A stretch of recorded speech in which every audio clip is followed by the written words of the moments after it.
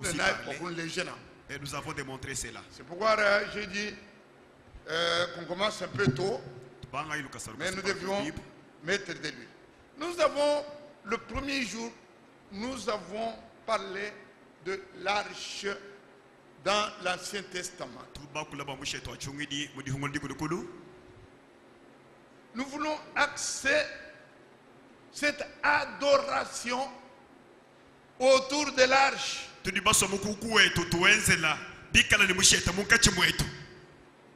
Je répète ce que nous avons dit le premier jour.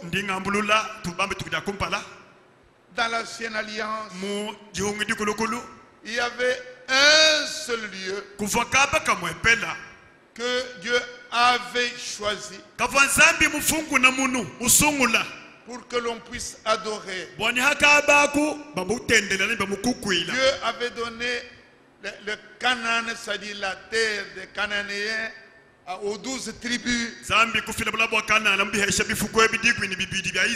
Et dans Zacharie, là, nous n'allons pas nous arrêter parce que c'était déjà écrit sur les mêmes écritures. Dans Zacharie chapitre 2, nous avons lu que Dieu avait choisi Juda dans la terre sainte. Et dans Juda, il avait choisi un endroit, une ville sur les 115 villes. Il avait choisi Jérusalem. Et quand vous arrivez à Jérusalem, c'est une montagne.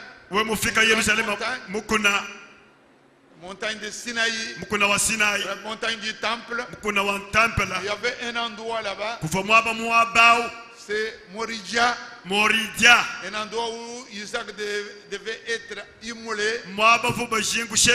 C'est là que Dieu a dit qu'on devait construire le temple. Et c'est à cet endroit-là qu'on a construit le temple.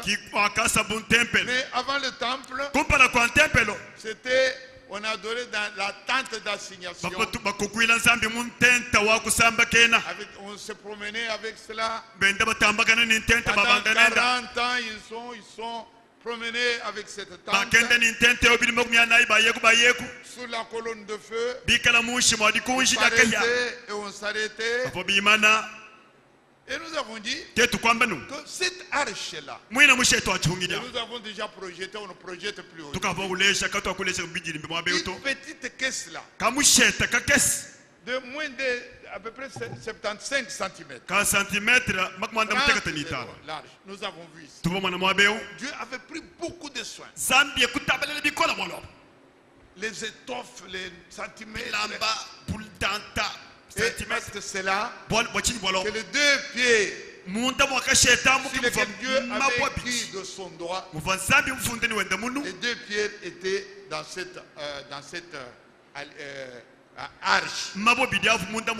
Arche cachée. Et Dieu avait dit, cachée au-dessus, il y avait le propitiatoire. C'est le propitiatoire. Il y avait deux chérubins.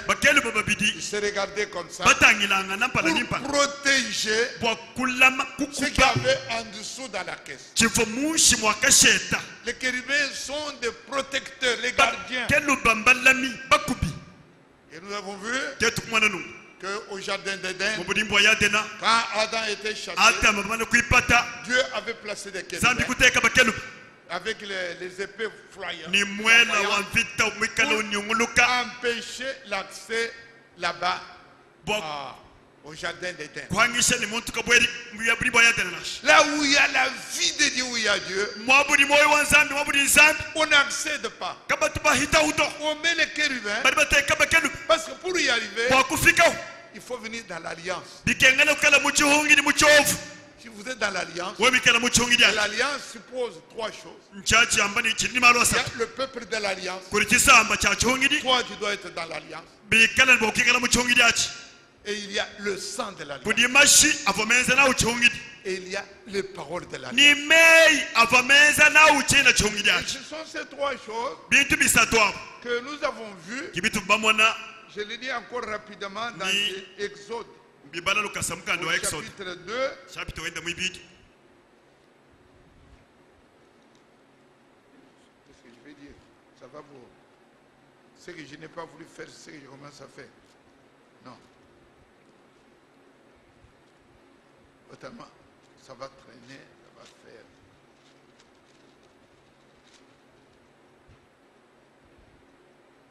Alors, bien aimé, je vais vite. Sans le sang, il n'y a pas d'alliance. C'est ce que je voulais dire. Hein. Mais allons, c'est dans Hébreu, c'est bien dans Hébreu. Hébreu 9. Sans le sang, il n'y a pas d'alliance.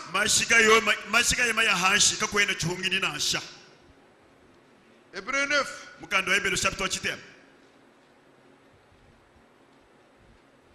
Le verset 18 et le verset 22. Nous avons déjà tout ça la fois passée. Voilà pourquoi c'est avec du sang que même la première alliance a été inaugurée.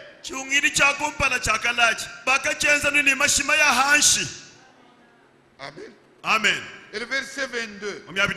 Et presque tout, d'après la loi, est purifié avec du sang.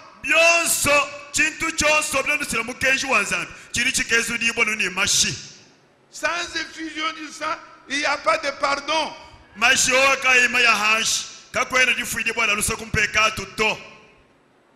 Amen. Amen. Voilà pourquoi, pour venir à cette arche-là, il fallait que le sacrificateur vienne avec du sang. C'était le sang de bouc.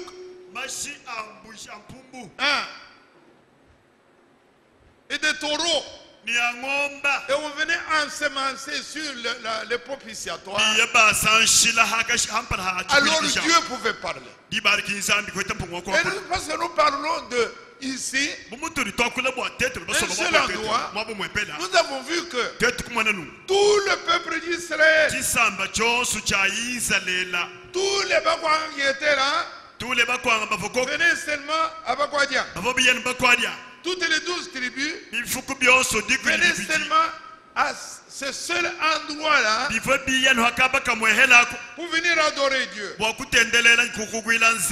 Et c'est ce que nous avons lu, que je lis encore maintenant. 233, je lis. 233, je lis ceci. Tout Israël venait à ce seul lieu unique pour trouver grâce. Parce qu'on ne pouvait pas rencontrer Dieu ailleurs. C'est dans l'ancienne alliance. Il y avait l'arche. Où il y avait les paroles de l'alliance. Et avec le sang de l'alliance, le peuple pouvait venir. Ça, c'est ce que nous avons dit. Et nous avons mis l'accent sur le fait qu'il fallait y avoir un seul endroit. Et nous avons expliqué ce que c'est que le chérubin et tout ça. Hier, nous avons vu maintenant la nouvelle alliance.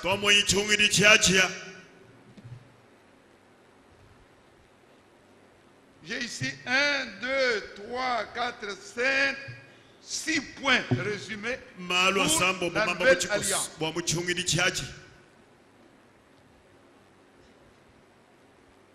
Premièrement, que signifie la deuxième alliance? Premier point. Qu'est-ce que c'est que la deuxième alliance? Ou l'alliance nouvelle? Ce n'est même pas la deuxième. C'est ancienne alliance et la nouvelle alliance. Excusez-moi, ce n'est pas deuxième. L'ancienne et la nouvelle. La nouvelle alliance, elle diffère en quoi? L'ancienne alliance, c'est une caisse avec les lois de Dieu, loin des hommes.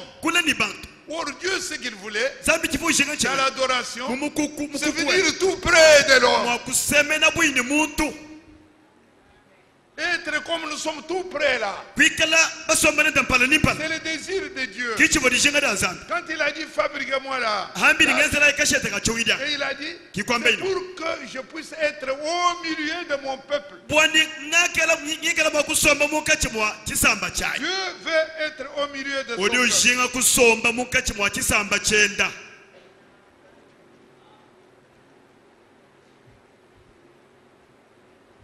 Ils me feront un sanctuaire et j'habiterai au milieu d'eux.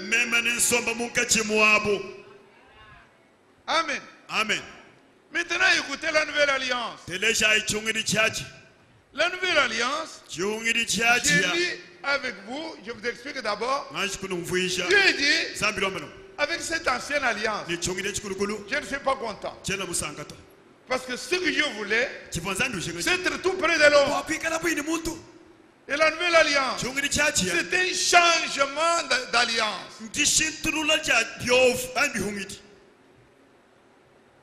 Ce n'est plus dans les cachettes là-bas. Mais Dieu est ailleurs. Nous lisons Hébreux 8.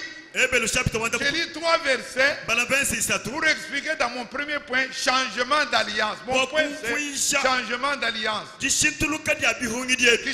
Jusqu'ici, changement d'alliance. Et j'ai lu le verset 8. Car c'est avec l'expression de blâme.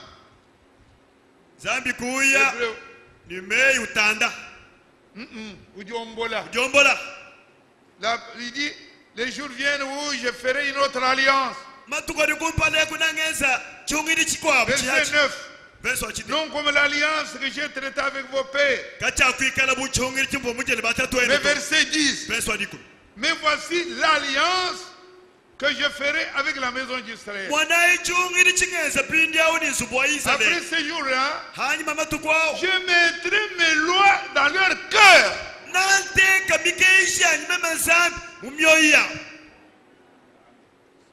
Dans leur esprit. Et je les écrirai dans leur cœur. Je serai leur Dieu. Et ils seront mon peuple. Vous avez déjà compris que les premières lois étaient écrites sur les tables de pierre. Maintenant la nouvelle alliance, il peut le mettre sur le cœur. Deuxième point, c'est celui-là, large. Large. Large. Premier point, changement de loi. D'alliance. Maintenant, arche. L'arche est son contenu. Qu'est-ce qu'il faut dire là-dedans? Dans les 24 anciens que j'ai ici, 24 anciens que j'avais lus, il dit ceci. Nous avons 6 points, ça c'est le deuxième point. Il dit ceci.